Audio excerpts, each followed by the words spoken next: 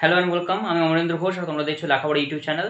তো আজ আমরা H2Sকে অর্থাৎ হাইড্রোজেন সালফাইড গ্যাসকে কীভাবে পরীক্ষাগারে অর্থাৎ ল্যাবরেটরিতে তৈরি করতে পারি সেটা নিয়ে ইন ডিটেল আলোচনা করব। তো আমি আগেই বলেছিলাম যে H2S একটা খুবই বিশ্রী গন্ধ ওঠে, পচা ডিমের গন্ধ। কিন্তু গন্ধের সাপেক্ষে এটাকে জাজ করলে চলবে না, কারণ এটার অনেক ইউটিলিটি আছে। যেমন এটা খুবই গুরুত্বপূর্ণ বিকারক হিসেবে কাজ করে, ইউজ হয় ল্যাবরেটরিতে। তো এটাকে আমরা এই কিপ যন্ত্রের সাহায্যে তৈরি করব। কিপ যন্ত্র, তো এর রাসায়নিক সমীকরণটা কি সেটা দেখে নিই। প্রথমত ফেরাস সালফাইড FeS এর সাথে লঘু H2SO4 বিক্রিয়া করানো হয়। ঠিক আছে, এটা হচ্ছে লঘু H2SO4 বিক্রিয়া করানো হয়, যেমন উৎপন্ন হয় H2S গ্যাস, আর ওর সাথে উৎপন্ন হয় ফেরাস সালফেট। এটা ফেরাস সালফাইড আর এটা হচ্ছে ফেরাস সালফেট। তো এটা আমার বিক্রিয়া, মানে ফেরাস সালফেটের সঙ্গে H2SO4 এর লঘু H2SO4 বিক্রিয়া করাবো, H2S গ্যাস উৎপন্ন হয়ে যাবে। তো এইবার আমি এই কিপ যন্ত্রে সাহায্যে কীভাবে এই H2S গ্যাসটাকে তৈরি করব সেটাকে বোঝার জন্য আমি এটাকে আগে দুটো পার্টে ভেঙে নিয়েছি। আসলে এটা দুটো পার্ট নিয়েই তৈরি আছে। ভালোভাবে খেয়াল করে দেখো যে এটা একটা দীর্ঘ নল বিশিষ্ট একটা ফানেল আকৃতির পাত্র, আর এখানে দুটি গোলকাকৃতি পাত্র বিশিষ্ট আর একটা পাত্র। এখন এটাকে যদি আমি এর মধ্যে ভরি, এই দীর্ঘ নল বিশিষ্ট ফানেলটাকে যদি এর মধ্যে ভরি, এর পরিধি যতটা সমান হবে আর এর পরিধি যতটা হবে ততটা অবধি এসে আটকে যাবে। ঠিক আছে, বাকিটা নিচে এরকম করে ঝুলবে। ঠিক তো, এবার সেটা এখানে আমি করেছি, অর্থাৎ এটাকে যখন এর মধ্যে ভরবো তখন এরকম কিছুটা হবে। ভালোভাবে দেখো এখানে দুটো নির্গম নল আছে। এবার এটা আমি ফিক্স করে রাখবো, এটা আমরা বন্ধ করে রাখবো আপাতত। এখানে প্রথমে কি করব, ফেরাস সালফাইডটাকে, যেটা অনেকটা কালো চক যেরকম দেখতে হয়, সরু সরু চক সেরকম আকারে পাওয়া যায়, কঠিন অবস্থায় পাওয়া যায়। এই কালো চকের মতো যেটা বলছি আমি, ফেরাস সালফাইডটা, সেটা কমার্শিয়াল ওরকমভাবে অ্যাভেলেবেল। তো যেটা অনেকটা এরকম হয়, এরকম টাইপের, এরকম, সেটাকে কি করবে, এরকম সরু সরু অনেক আছে, এর মধ্যে দিয়ে ভরা হবে, এর মধ্যে দিয়ে নিয়ে এখানে এসে এরকমভাবে অনেক জমা হবে, এরকমভাবে একটা দুটো করে এরকম করে ভরবো। ঠিক আছে, তারপরে এই ফানেলটার মধ্যে ভরবো, এটা কোনোভাবে সরিয়ে টরিয়ে নিয়ে এর মধ্যে এখানে এটা ঢুকে যাবে। তার পাশে কি হবে, এই ফেরাস সালফাইডগুলো এরকমভাবে থাকবে। আশা করি এটা বোঝা গেল জিনিসটা, খুবই সিম্পল জিনিস, না বোঝার কিছু নেই। ফেরাস সালফাইডের যে চকের মতো যে সমস্ত অংশগুলো সেগুলো দুপাশে সরে যাবে। এইবার এর উপরে একটা অংশ হচ্ছে এরকম নল ফিট করা হয়েছে, এরকম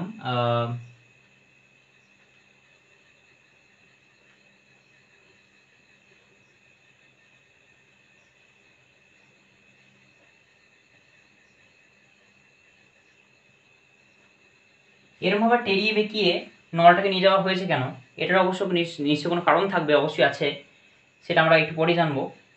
এবার ওপরে কি করা হবে, ওপরে এখানে লঘু H2SO4টা ধীরে ধীরে ঢালা হবে এবং কি হবে, ধীরে ধীরে এটা ভর্তি হবে। এবং এখানে দেখো এখানে ফাঁক রয়েছে, এই ফাঁকের মধ্যে দিয়ে গিয়ে যখন মানে এর পুরোটা ভর্তি হয়ে যাবে এবং তুমি ওপর থেকে দিতে থাকছো H2SO4টা, তখন ফাঁকের মধ্যে দিয়ে গিয়ে এই ফেরাস সালফাইডে টাচ করবে, আর ফেরাস সালফাইডের সঙ্গে H2SO4 আমরা জানি বিক্রিয়া করলে কি উৎপন্ন হবে, H2S গ্যাস উৎপন্ন হবে। ঠিক আছে, এবার এখানে নল ফিট করে দিয়েছি, তার এখানে স্টপ কোড দেওয়া আছে।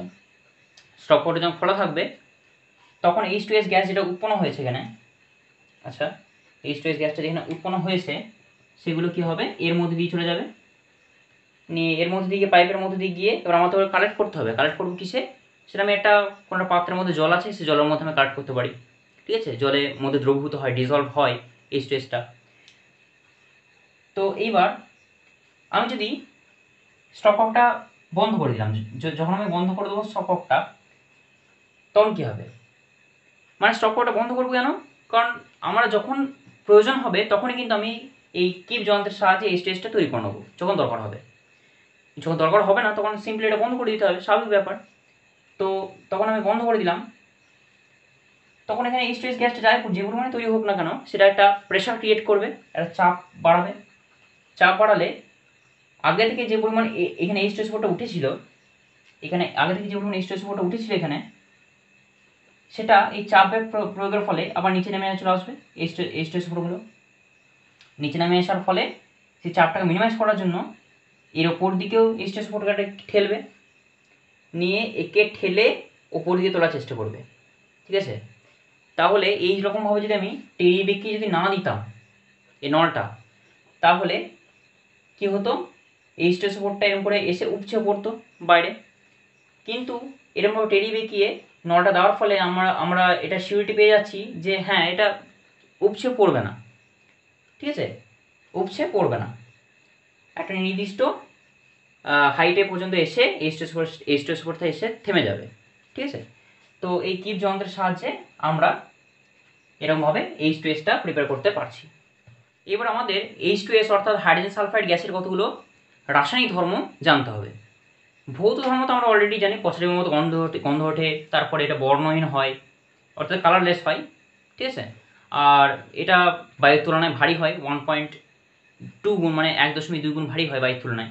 এই সমস্ত ভৌত ধর্ম অলরেডি আমাদের জানা আছে। এবার রাসায়নিক ধর্ম কি কি সেগুলো আমরা পয়েন্ট ওয়াইজ একটা একটা করে বুঝবো।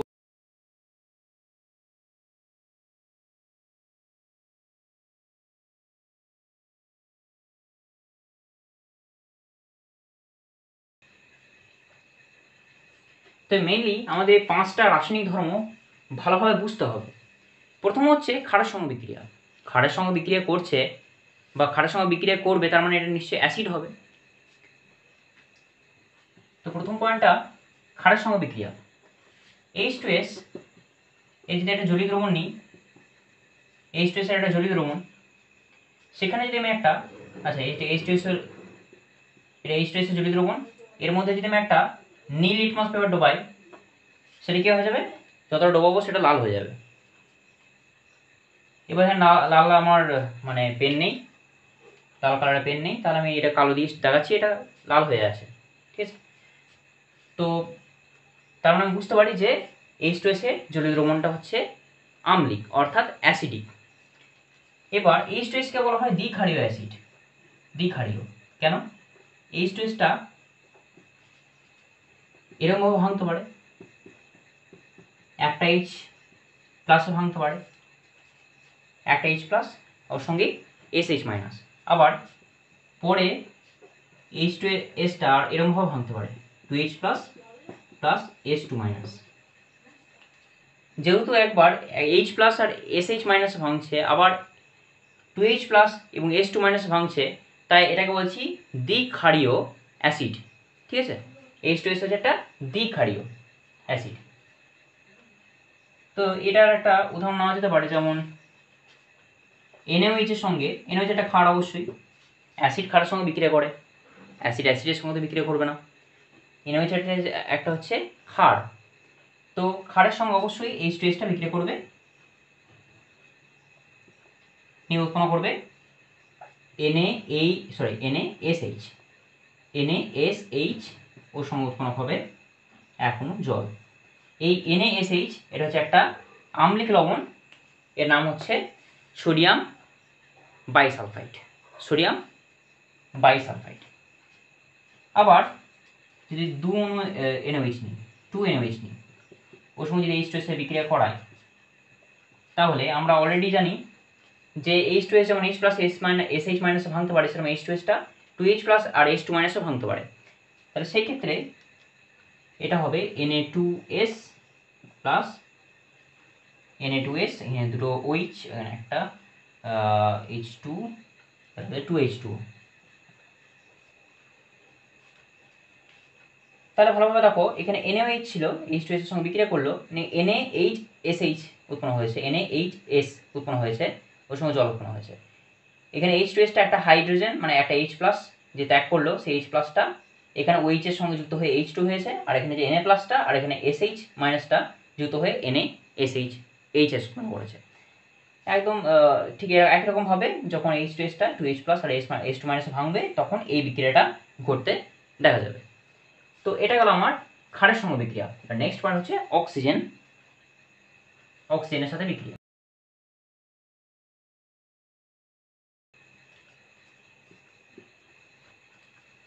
আমরা জানি যে অক্সিজেন নিজে জ্বলে না, অন্যকে জ্বলতে সাহায্য করে।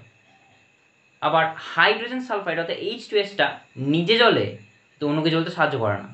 ঠিক আছে, এই জিনিসটি ক্লিয়ার করতে হবে যে অক্সিজেন আর H2S, এই অক্সিজেনটা কি করছে, অন্যকে জ্বলতে সাহায্য করছে। ঠিক আছে, নিজে জ্বলছে না বা নিজে জ্বলে না। আর H2S কি করে, নিজে জ্বলে, অন্যকে জ্বলতে সাহায্য করে না।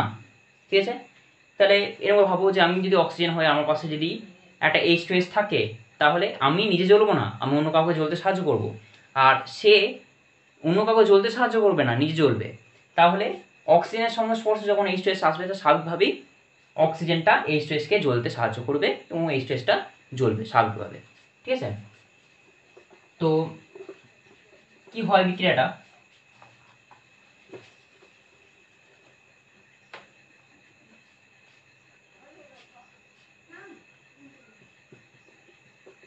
H2S-কে যখন বেশি অক্সিজেনের উপস্থিতিতে যখন বিক্রিয়া করানো হবে, তখন উৎপন্ন হবে 2SO2 plus 2H2, 2H2S plus 3O2, 2SO2 plus 2H2O। এবার এটা হচ্ছে বেশি অক্সিজেনের উপস্থিতিতে। যখন কম অক্সিজেনের উপস্থিতি হবে, তখন এটা হবে অনেকটা এরকম, এর সঙ্গে O2 গ্যাসের বিক্রিয়া হবে, নিয়ে উৎপন্ন করবে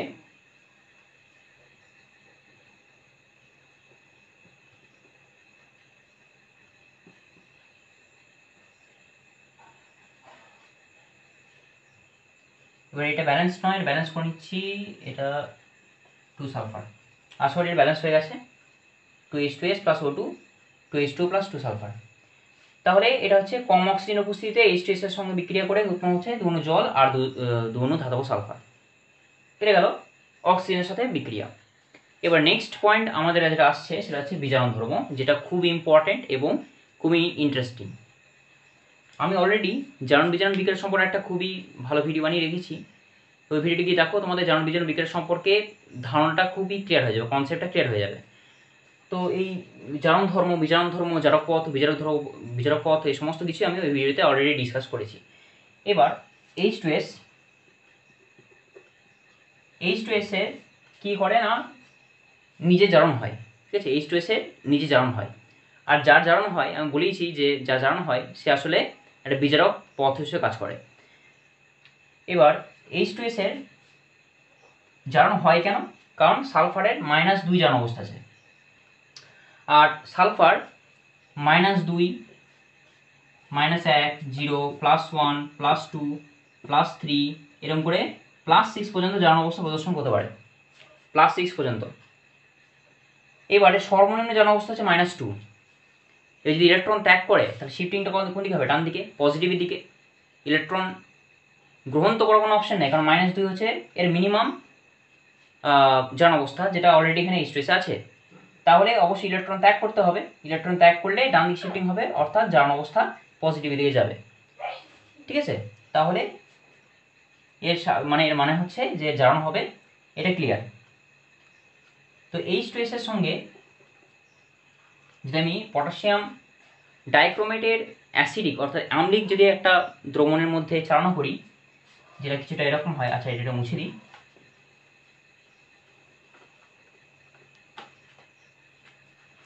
এই বিজারণ বিক্রিয়াটা মানে বিজারণ ধর্ম প্রদর্শন করছে, সেটা যদি দেখি, সেটা হচ্ছে K2Cr2O7 এর সাথে H2SO4, অর্থাৎ আমি একটা আম্লিক মানে পটাশিয়াম ডাইক্রোমেটেড আর আম্লিক দ্রবণ নিয়েছি, তার মধ্যে যদি আমি H2S গ্যাসটাকে পাঠাই, তাহলে উৎপন্ন হবে আমার K2SO4, Cr2SO4 আর ওর সাথে উৎপন্ন হবে H2O আর সালফার। এটা ব্যালেন্স নয়, এটা ব্যালেন্স করে নিতে হবে।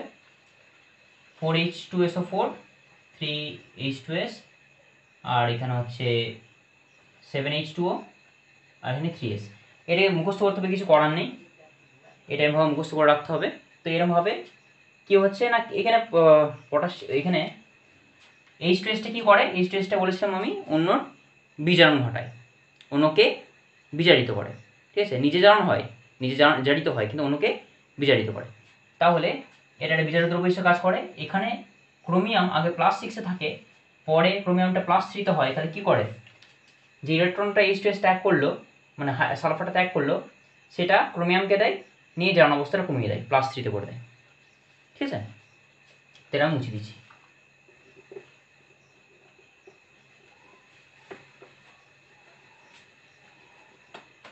এবার নেক্সট আরও একটা খুবই ইম্পর্টেন্ট পয়েন্ট, সেটা হচ্ছে অদক্ষমন বিক্রিয়া। অদক্ষমন বিক্রিয়া, আমি যদি একটা ধাতব ক্লোরাইডের কথা ভাবি, ফর এক্সাম্পল AgCl, AgCl এর সঙ্গে যদি আমি H2S এর বিক্রিয়া করাই, তাহলে আমার উৎপন্ন হবে Ag2S, Ag2S, যেটা কালো দেখে পড়ে, Ag2S এর একটা কালো দেখে পড়ে, আর ওর সঙ্গে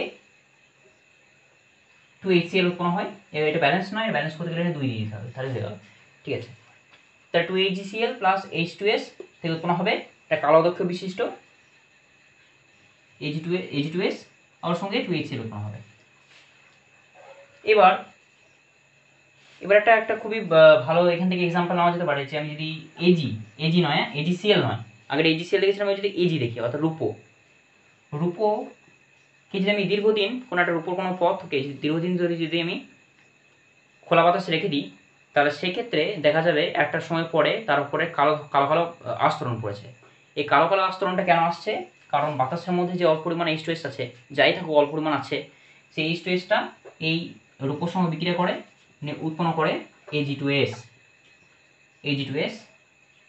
এবার এখানে দুটো Ag রয়েছে, Ag2, অর্থাৎ দুটো Ag এখানে দিতে হবে, আর ওর সঙ্গে উৎপন্ন হয় H2 গ্যাস, আমার উৎপন্ন হয়। তাহলে এই Ag2S এর কারণে রূপোটার উপরে কালো রঙের আস্তরণ পড়ে। আবার একটা ধাতব ক্লোরাইড যদি নিই, for example lead chloride PbCl2, এর সাথে যদি আমি H2S এর বিক্রিয়া করাই, তাহলে উৎপন্ন হবে লেড সালফাইড, আর লেড সালফাইড যদি উৎপন্ন হয়, তাহলে আমার উৎপন্ন হবে সঙ্গে 2HCl। এটাও হচ্ছে একটা কালো দক্ষ বিশিষ্ট, লেড সালফাইড হচ্ছে কালো দক্ষ বিশিষ্ট। এবার যে অয়েল পেন্টিং করার জন্য যে সাদা রঙটা ইউজ করা হয়, সেই সাদা রঙটাও যদি দীর্ঘদিন ধরে যদি খোলা বাতাসে রাখা হয়, সেক্ষেত্রে তার উপরে কালো রঙের আস্তরণ পড়ে। কারণ যদি অয়েল পেন্টিংয়ের কথা ভাবি, অয়েল পেন্টিংয়ে যে সাদা রঙটা, তার মধ্যে লেড থাকে, এই লেডটা H2S এর সঙ্গে বিক্রিয়া করে, মানে বাতাসে H2S এর সঙ্গে বিক্রিয়া করে উৎপন্ন করে লেড সালফাইড, যেটা কালো দক্ষের, ওর সঙ্গে H2 গ্যাস উৎপন্ন হয়। তো এই কালো দক্ষের কারণে ওই অয়েল পেন্টিংয়ের সাদা রঙের উপরে একটা কালো রঙের আস্তরণ পড়ে যায়। তো এটা গেল আমার অদক্ষমন বিক্রিয়া, যেটা বলে আমার একটা ধাতব ক্লোরাইডের সঙ্গে একটা মানে H2S এর বিক্রিয়া করালে আমার ধাতব সালফাইড উৎপন্ন হবে। তার সেটার একটা অদক্ষেপ পড়ে, এক্ষেত্রে একটা অদক্ষেপ পড়ে, এক্ষেত্রে অদক্ষেপ পড়ে, এক্ষেত্রে অদক্ষেপ পড়ে, এখানে এসে বলছি আমি অদক্ষেপণ বিক্রিয়া। এবার নেক্সট হচ্ছে শনাক্তকরণ বিক্রিয়া। এটা খুব ইম্পর্টেন্ট এবং খুবই ভাইটাল একটা পয়েন্ট।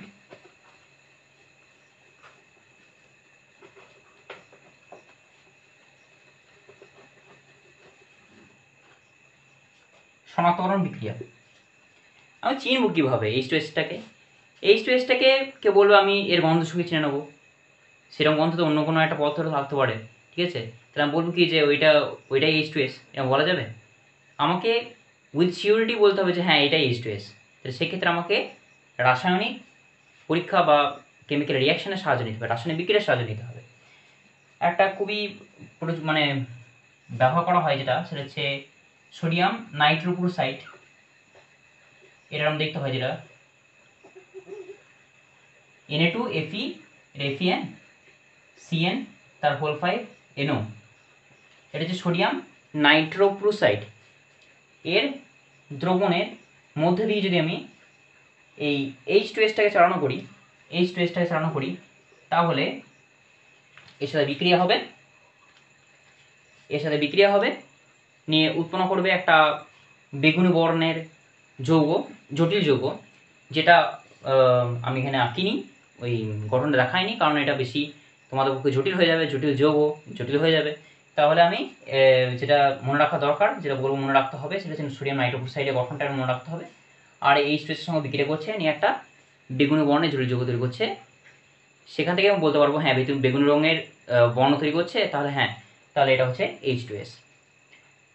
তো আমরা এই 5টা পয়েন্ট খুব ভালোভাবে জানলাম। এবার H2Sটা কীভাবে তৈরি করতে হয়, এর ভৌত ধর্ম, রাসায়নিক ধর্ম সব কিছু জানলাম। এবার আমাদের একটু সতর্কতা অবলম্বন করতে হবে, কারণ H2Sটা একটা নির্দিষ্ট পরিমাণ যদি শরীরের মধ্যে যায় তাহলে মানুষের বিভিন্ন অর্গান ফেলিওর হতে পারে, তারপরে আরও অনেক কিছু বিষক্রিয়ার ফলে মানে শরীরের মধ্যে অসুবিধার সৃষ্টি হতে পারে। তাহলে সেক্ষেত্রে আমাদের আগে থেকে প্রিকশন নিয়ে নিতে হবে, H2Sটা যেন কোনোভাবে নাকের মধ্যে দিয়ে শরীরের মধ্যে না ঢোকে, সেটা আমাদের একটু খেয়াল রাখতে হবে। তো আজকের ভিডিওতে এতটাই, দেখা হচ্ছে পরের ভিডিওতে। টিল দেন পড়তে থাকো, শিখতে থাকো।